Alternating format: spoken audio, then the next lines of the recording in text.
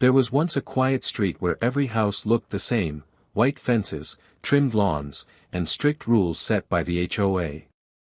But there was one home that stood out, not because it was big or expensive, but because it was alive. In that home lived Emma, a woman who found peace in the simplest thing, her garden. Every morning, before the world woke up, she'd step outside with her cup of tea and breathe in the scent of her roses. To her, the garden was not just flowers, it was a reflection of her heart, her patience, and her healing.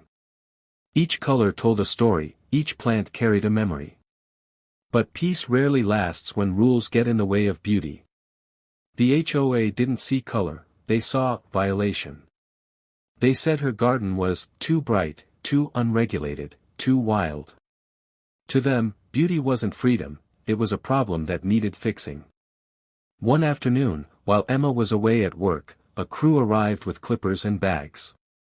By the time she returned home, the air no longer smelled like roses, only dust and silence remained. Her vines were gone, her flowers uprooted, her joy torn out from the soil. What had once been life was now nothing but broken stems and footprints. That night, Emma sat on her porch under a pale moon, staring at the empty space that used to bloom. Her hands were covered in dirt and tears, but her spirit was not broken. She realized something in that quiet pain: you can destroy a garden, but not the gardener. Days passed, and instead of complaining, she began planting again, not at home, but around her town. At the park, at the library, in front of schools, anywhere that needed a touch of life.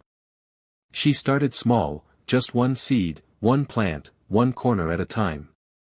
And somehow, people noticed. Neighbors began asking for help.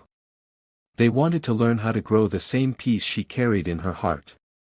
Soon, Emma was helping everyone, creating colorful front yards that turned the dull gray streets into a living painting. Each house bloomed with its own identity, a mix of colors and fragrances that made people smile when they drove by. And the HOA? They tried to fight it at first. They sent warnings, fines, and reminders about uniformity. But when every home in the neighborhood began to bloom, even they couldn't stop the change. What started as one woman's quiet rebellion became a movement of life and color. Her work caught attention beyond the neighborhood, local magazines featured her designs, children drew her flowers in school art projects, and even the city mayor asked her to help with a community project called Green Streets. Months later, the same HOA that once destroyed her roses invited her to redesign their office garden. They said it needed a touch of warmth. Emma smiled and agreed. When the work was finished, the once plain, lifeless building was now covered in vines, bright flowers, and the sweet scent of lavender. Visitors often stopped to take pictures, not knowing that the woman who built that paradise was the same one they once fined for having too many colors. Emma never raised her voice, never fought back in anger. She simply let her garden do the talking. Her revenge wasn't loud, it was beautiful. Because she understood something the HOA never did. True beauty doesn't need permission. And even if you cut it down, it finds a way to bloom again. Today, her story still grows, through every flower that blossoms, every tree that shades a child, and every neighbor who now understands that rules can't control nature, or kindness. Emma turned destruction into creation, loss into color, and silence into bloom.